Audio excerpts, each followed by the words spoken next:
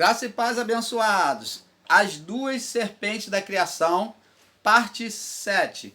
Então, no final da minha fala, na parte 6, você procura ver. Então agora ele leva, o ser espiritual leva Jesus para o deserto, que é o Satanás leva ele para o deserto. Eles aí, os ensinadores em graça, amados meus irmãos, dizem que é a carne. Que a carne tirou ele, transportou ele, ó, de um lado para o outro. Ô diabo, ô carne poderosa essa que translada de um lado para o outro, que anda rápido, um homem que está fragilizado 40 dias sem comer, mas anda rapidinho, vai para o alto monte, depois vai para o templo de Jerusalém, e tem mais, faz uma escalada até lá no pináculo do templo. E então, eles dizem que a carne citou parte, o verso 11 e o verso 12, para Jesus. Mas Jesus sabia quem era, ele já tinha visto quem era, ele falou que era Satanás. E Jesus respondeu aqui no verso 12, para a carne, que eles dizem, e disse, dito está, não tentarás o Senhor teu Deus. Era a carne de Jesus ou era uma atuação pelos desejos carnais? Era carne ou era uma incitação de Satanás pelos desejos carnais? E acabado o diabo toda a tentação, ausentou-se dele por algum tempo. Olha que complicação aqui. Mais uma complicação, aonde a porca torce o rabo. Aonde a porca torce o rabo. Por quê? Porque aqui diz que o diabo, que eles dizem que é a carne do homem, acabada a tentação, ela foi embora. O diabo foi embora. A carne foi embora de Jesus. Então a carne de Jesus se retirou dele. Jesus ficou ali como Gasparzinho, só em espírito. E antes da tentação, que ele foi para o deserto. Então, após um período, ele estava ali no deserto em jejum e a palavra diz que aproximou-se dele o diabo. Então quer dizer que antes ele estava em espírito, ele não foi corporalmente, fisicamente para o deserto. Então esse Jesus é um farsante. Então esse Jesus é um farsante. Ele foi lá de forma espiritual só para poder, se sair bem. É claro que ele ia ganhar. É claro que ele ia ganhar. Eu queria ver ele assumir a natureza humana. Não foi isso não? Não foi isso, não? Jesus foi... Então quer dizer que ele foi em carne realmente? Fisicamente? Foi? Então, os nossos amados irmãos ensinadores em graça estão aí lutando contra a palavra de Deus. Porque Paulo diz, se alguém pregar outro evangelho, além do que eu vos tenho posto, considere anátema. Se alguém vos disser que alguém que nega que Jesus veio em carne, num corpo físico, considere anátema, maldito este ensino. Então, aos que estão ensinando que o diabo de Jesus foi a carne dele, você está sendo anátema. Temos que considerar esse evangelho anátema, maldito. Vocês que estão ensinando que a carne de Jesus é que tentou ele e não um ser espiritual por meio da carne, você está pregando um evangelho maldito. Você está dizendo que Jesus não foi para o deserto por meio de um corpo físico e que ele foi como Gasparzinho, como espírito. Porque a palavra diz que depois de um tempo aproximou-se dele o diabo. E você diz que o diabo é a carne do homem. Então, ele foi lá como espírito. Depois que a carne incorporou nele, veio o corpo dele e fez um tum. Aí depois ele sofre a tentação e então o corpo vai e deixa ele fica como Gasparzinho de novo. É isso que você está ensinando. Um evangelho maldito, um evangelho repudiado por Paulo, que nega que Jesus foi tentado no corpo físico, como homem. Você está negando isto quando você afirma que o diabo dito aqui na tentação é a carne e não um ser espiritual. Canal Luzes da Graça trazendo a perfeita revelação do Pai, fazendo cair por terra todas essas mentiras, esses enganos, esse sofisma de homens que vivem se beneficiando de você, que vivem te usando para proveito e ganho próprio. Então, abençoados, vamos acordar. Vamos acordar. Então, abençoados, vê aqui que diz aqui, acabado o diabo, não é a carne. Aqui o diabo são a incitação dos desejos, aonde por trás dessa incitação, quem faz essa incitação é um ser espiritual chamado Satanás. Jesus falou quem era. Arreda-te de mim, Satanás. Ele, é mesmo que ele falou, eu sei que é você, Satanás, vai para trás, vai-se embora. Ele falou, eu sei que é você, Satanás, vai-se embora, arreda-te. Você quer que traduz, quer que desenha? A gente vai começar a fazer desenho aqui no canal.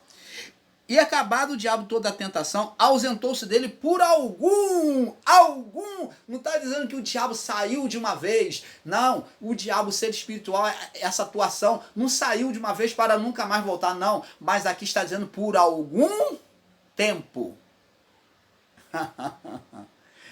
mostrando que ele tentaria outras vezes, tentou usando o povo israelita contra ele, os saduceus, os fariseus, os próprios discípulos, usou a Judas Iscariotes, usou muita gente, até no alto da cruz, o que estava do lado esquerdo, e falou mal de Jesus. Se tu és filho de Deus, salva-te a ti mesmo e a nós. Por quê? Você não disse que é filho de Deus? Salva a ti mesmo e a nós. Por que tu está fazendo aqui? E o do lado direito falou, rapaz, nós estamos aqui pagando pelos nossos erros, mas esse nada fez. E ele falou, Senhor, lembra-te de mim. O outro acreditou, ele fez a defensiva de Jesus, mostrando que acreditava que Jesus, ele era a serpente espiritual. Ele estava ali ouvindo a voz de Deus. Ele não era a serpente surda como eles. Eles não estavam sobre a serpente surda, se sujeitando como serpente surda, mas eles estavam... Jesus, ele não era serpente surda, ele ouvia a voz de Deus. Então, ele falou, mas nós pagamos os erros estamos pagando os nossos próprios erros. E ele falou, Senhor, lembra-te de mim quando entrares no teu reino. Que maravilha! Esse acreditou, ele viu Jesus por dentro e por fora, como serpente espiritual.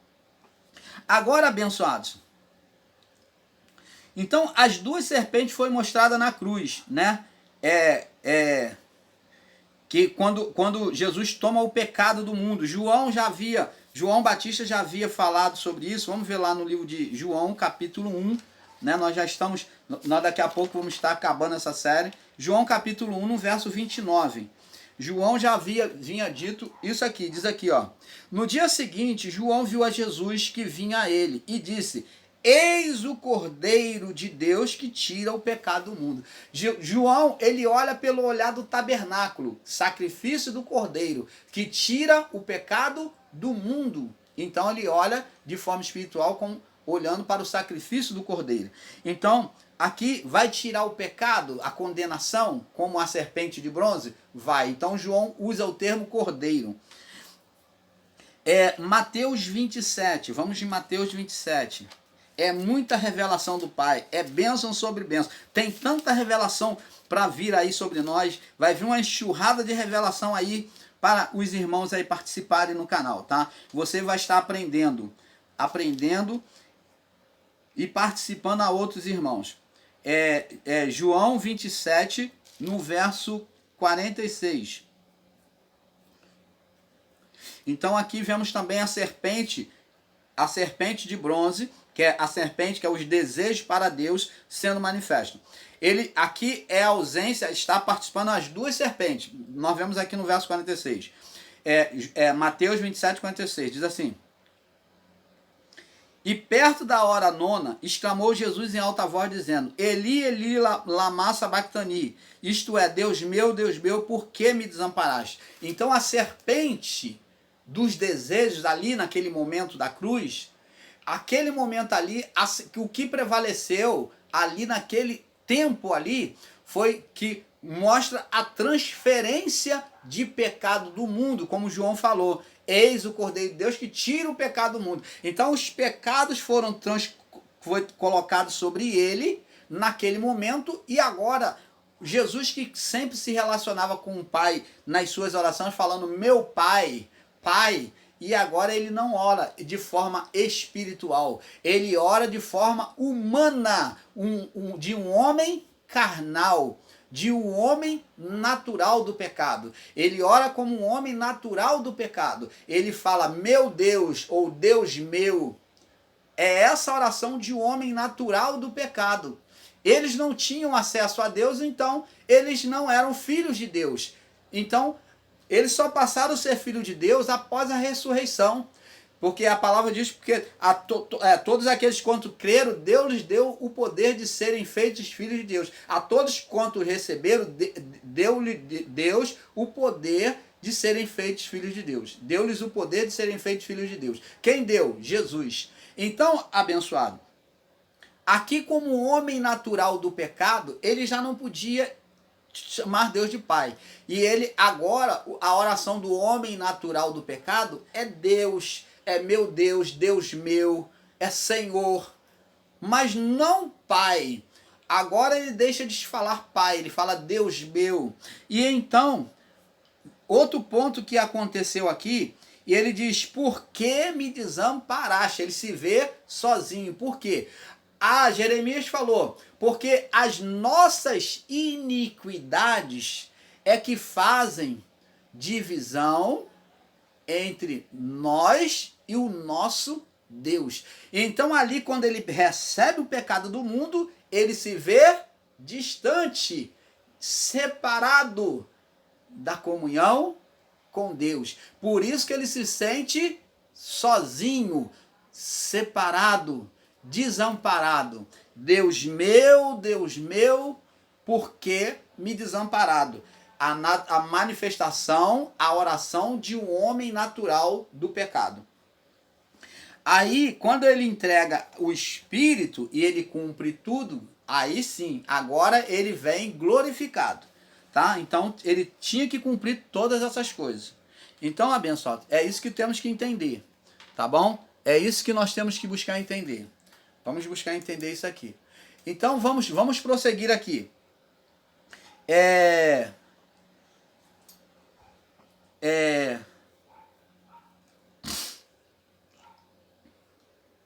Então, as duas serpentes, onde vemos os gregos, né? Eles representaram muito bem as duas serpentes, né? Vamos ver aqui em Marcos, capítulo 15. Vamos ver aqui no livro de Marcos também, porque estamos vendo só num coisa. Vamos ver no livro de Marcos. Marcos, deixa eu ver se o tempo tá. Estou olhando aqui para ver se o tempo vai dar, né? Marcos 15.